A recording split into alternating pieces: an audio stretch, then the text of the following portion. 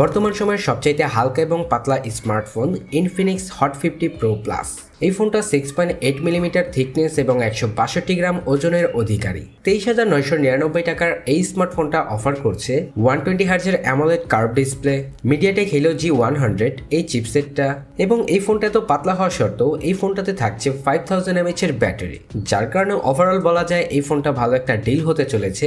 তো বন্ধুরা, আজকের ভিডিওতে এই ফোনটার সম্পর্কে বিস্তারিত আলোচনা করব, পাশাপাশি এই ফোনটার ভালো মন্দ দিক এবং এই স্মার্টফোনটা কাদের জন্য বেস্ট হতে পারে সেই সম্পর্কে। আর বন্ধুরা, ভিডিওটা শুরু করার আগে আমাদের চ্যানেলটাকে সাবস্ক্রাইব করে আমাদের পাশেই থাকবেন। তো বন্ধুরা, চলুন ভিডিওটা শুরু করা যাক। প্রথমেই বলে রাখি, এই ফোনটার প্রাইস 23,999 টাকা। এই ফোনটার ডিজাইন হট 50 এবং হট 50 প্রো এর মতোই, সামান্য কিছু চেঞ্জেস থাকছে, যেমন সামনে পেছনে দুদিকেই কার্ভ করা হয়েছে, যার কারণে ইন হ্যান্ড ফিল বেশ ভালো পাবেন। আর ফোনটার বডি ফ্রেম এবং ব্যাক প্যানেল দুইটাই প্লাস্টিকের তৈরি। ব্যাক প্যানেলটা ফ্রস্টেড হওয়ার কারণে ফিঙ্গারপ্রিন্ট ক্যাচ করে না। ওভারঅল ফোনটার ডিজাইন বেশ ভালোই করা হয়েছে, হাতে নিলে একটা প্রিমিয়াম ফিলও পাওয়া যায়। আর যে প্লাস্টিক ফ্রেমটা ব্যবহার করা হয়েছে, এটাকে দেখলে বুঝতেই পারবেন না যেটা প্লাস্টিক ফ্রেম, দেখলে মনে হয় যেন এটা একটা অ্যালুমিনিয়াম ফ্রেম। তাছাড়া ফোনটাতে থাকছে IP54 এর রেটিং, যার কারণে সামান্য বৃষ্টি এবং ধুলাবালির হাত থেকে ফোনটা সুরক্ষিত থাকবে। আর ফোনটাকে লঞ্চ করা হয়েছে 3টা কালার ভেরিয়েন্টে, স্লিক ব্ল্যাক, টাইটেনিয়াম গ্রে এবং ড্রিমি পার্পল। তারপর কথা বলা যাক ফোনটার পোর্টস অ্যান্ড বাটন নিয়ে। ফোনটার রাইট সাইডটিতে থাকছে পাওয়ার বাটন এবং ভলিউম রকার, এবং বটম সাইডটিতে থাকছে speaker grill, USB Type-C charger port, microphone এবং সিম ট্রে, যেখানে আপনারা 2টা সিম কার্ড ব্যবহার করতে পারবেন।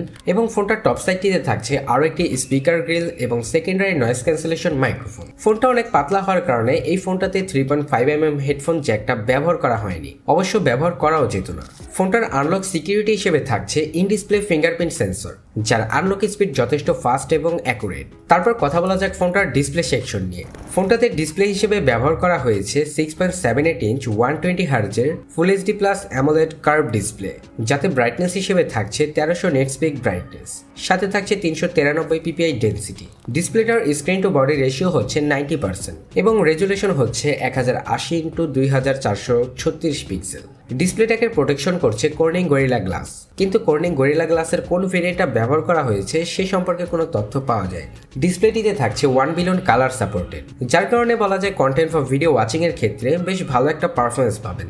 ডিসপ্লেটার কালার অ্যাকুরেন্সি যথেষ্ট ভালো, শুধুমাত্র কালারটা একটু ভাইব্রেন্স টাইপের লাগে, তাছাড়া বাকি সবকিছুই ঠিকঠাক আছে। ফোনটার চিন ফেজেল কিন্তু খুবই ন্যারো করা হয়েছে, বলতে পারেন সিমেট্রিক্যাল, যার কারণে ফোনটাকে দেখতে আরো অ্যাগ্রেসিভ লাগে। আর তাছাড়া ফোনটাকে যখন আপনারা আউটডোরে ব্যবহার করবেন তখন কিন্তু এর ভিজিবিলিটি নিয়ে কোনো প্রকার অসুবিধা হবে না। তারপর কথা বলা যাক ফোনটার পারফরমেন্স সেকশন নিয়ে। ফোনটাতে চিপসেট হিসেবে ব্যবহার করা হয়েছে মিডিয়াটেক হিলিও G100 এই চিপসেটটা, যেটা 3 ন্যানোমিটার ফেব্রিকেশন বিল্ডের তৈরি। আর ফোনটাতে জিপিইউ হিসেবে থাকছে মালি G57 MC2 জিপিইউ। ফোনটাকে 2টা ভেরিয়েন্টে লঞ্চ করা হয়েছে, 8GB 128GB এবং 8GB 256GB, যাদের র্যাম টাইপ হচ্ছে LPDDR4X এবং স্টোরেজ টাইপ হচ্ছে UFS 2.2।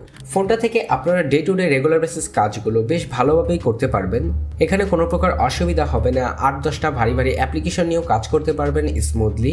এখানে আপনারা PUBG, Free Fire, Call of ডিউটির মতো এই সকল হাই গ্রাফিক্যাল গেমগুলো স্মুথলি খেলতে পারবেন, এখানে কোনো প্রকার ল্যাগিং বা হিটিং ইস্যু পাবেন না।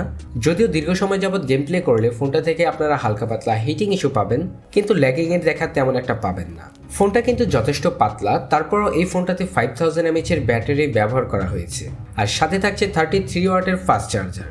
ফোনটা থেকে আপনারা ব্যাটারি ব্যাকআপ মোটামুটি একদিনের মতো পেয়ে যাবেন। তারপর কথা বলা যাক ফোনটার অপারেটিং সিস্টেম নিয়ে। ফোনটার অপারেটিং সিস্টেম হিসেবে থাকছে Android 14 এবং ব্যাকএন্ডে থাকছে XOS 14.5। এই ফোনটা থেকে আপনারা 1 বছরের মেজর আপডেট পাবেন।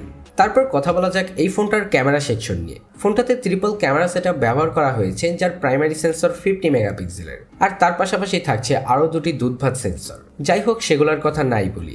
ফোনটা থেকে আপনারা ডে লাইট কন্ডিশনে মোটামুটি ভালোই ছবি তুলতে পারবেন, যার কোয়ালিটি অত একটা ভালো বলা যাচ্ছে না।